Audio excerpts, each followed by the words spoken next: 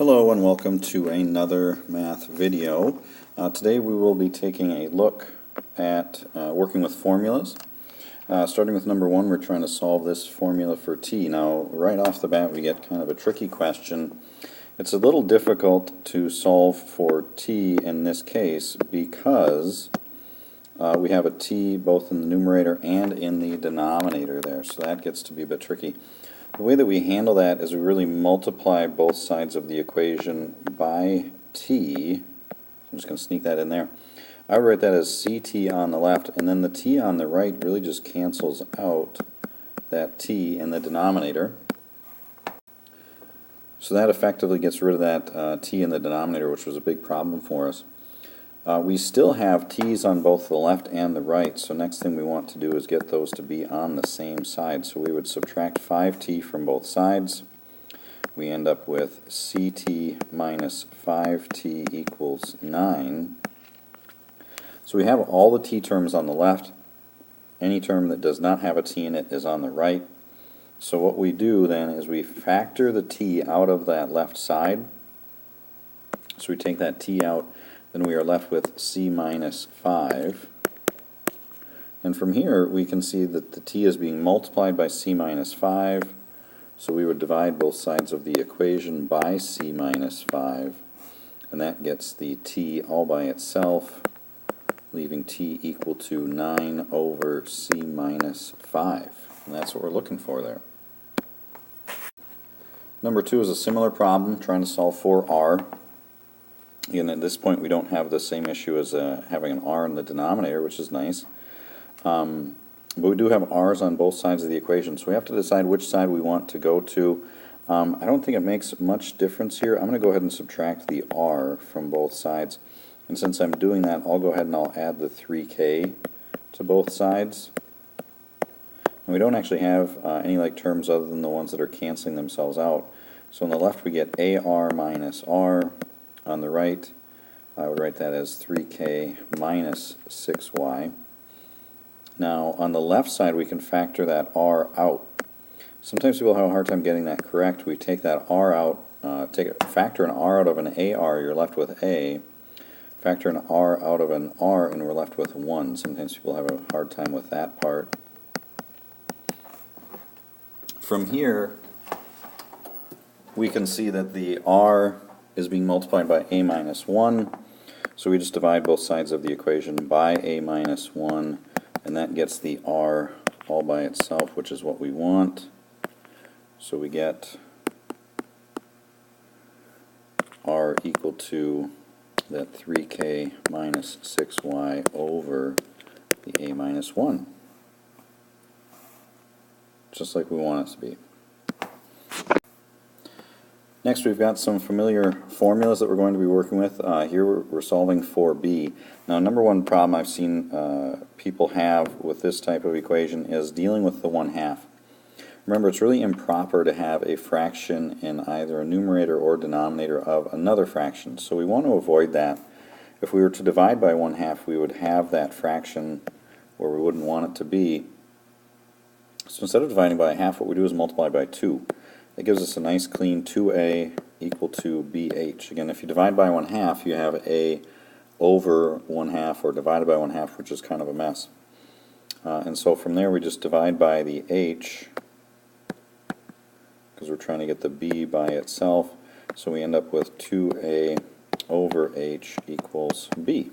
So solve for b just the way that we wanted that to be. For number 4, we're solving for h.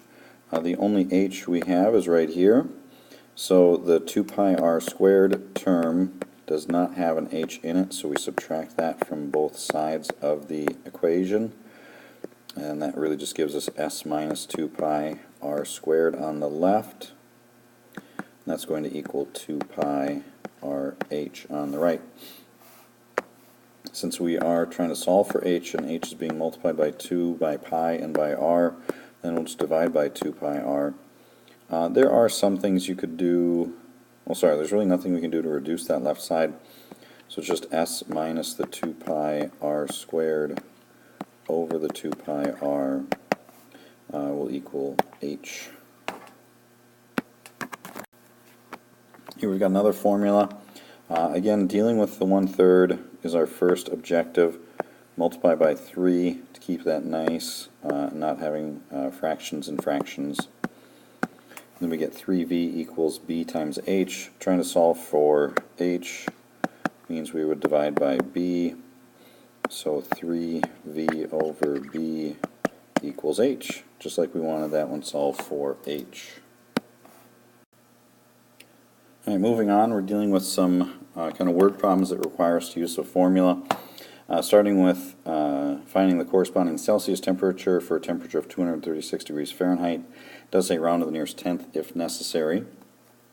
So I've got my formula here already. This is one I know I provide for my students because I do not expect them to necessarily have this memorized. All we do is plug in the Fahrenheit temperature that we are given, 236. That ends up giving us, once we subtract the 32, gives us 204. And then we find 5/9 of that, and to the nearest tenth, 113.3 degrees Celsius. And again, I did the squiggly equal sign because that's for an approximation, just to let you know that I did round that. Next, we're trying to figure out how fast Janet was driving if she drove 292 kilometers in 4 hours. So in this case, we really use our distance equals rate times time formula, but we're trying to find the rate. So if we solve this for the rate, we get distance divided by time equals the rate. So all we have to do, take the 292 kilometers divided by 4 hours, and we get a rate of 73 kilometers per hour.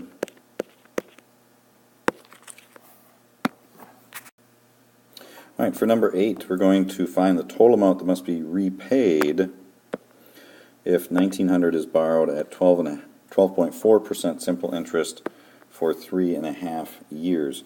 We can use our simple interest formula in order to calculate the amount of interest that accrues on this debt. 1,900 would be the P, or principal. 12.4 would give us our R. Again, make sure you use that as a decimal. And of course, the 3.5 would be T. But again, this is just the interest that grows on this debt.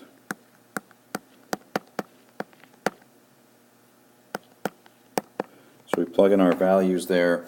Of course, we can let a calculator do that work for us.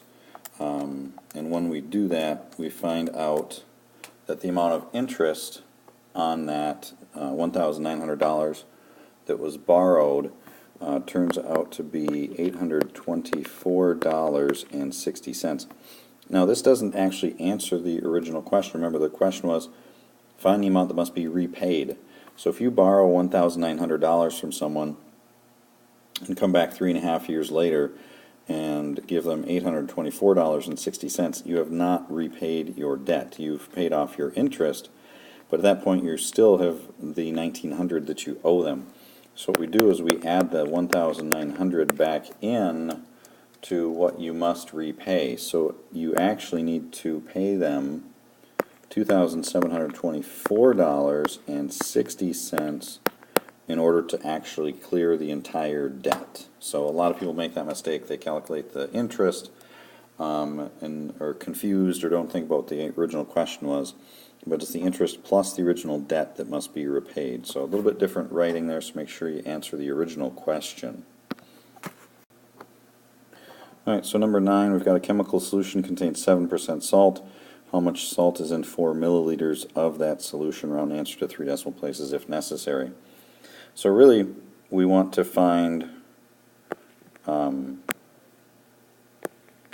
what is 7% of 4 milliliters. In order to do that, we go multiply 0.07 by 4 in order to figure out what 7% of 4 milliliters is, and we end up with 0.28. So the answer would be that there's 0.28 milliliters of salt in that solution. All right, and here we've got our last question. This one's got a couple parts. It's a mixture of chlorine and water, has 61 gallons of liquid, so total mixture is 61 gallons. There are 48 gallons of pure chlorine in the mixture. So of the 61 gallons, 48 is chlorine. And they have two questions. What percent of the mixture is water? What percent of the mixture is chlorine? They do say to round to the nearest percent, so we'll do that. So we figure out 48 over 61 to the nearest percent, so it's approximately 78.7%. So then to the nearest percent, we'd call that 79%. And I guess, and this is a percentage as well, I converted the decimal already. It's really 0.787. Now a couple different ways to get the water to the nearest. I should label this, I suppose, chlorine, because otherwise it's unclear which one I'm saying there, or unclear that I know which one I'm saying. If that's 79% chlorine, 100% minus 79% would equal 21%, and that would be how much, or what percentage of that mixture would be water. So 21% water. You could also figure out that 61 minus 48 is 13. So 13 out of 61 is water, and that would give you approximately 0.213, which as a percentage, again, would be 21%. So a couple different ways you could do that as long as you get both answers. Again, that's one of the main mistakes that people make is not answering both parts of that question. Well, hopefully you found this helpful, and thanks again for watching.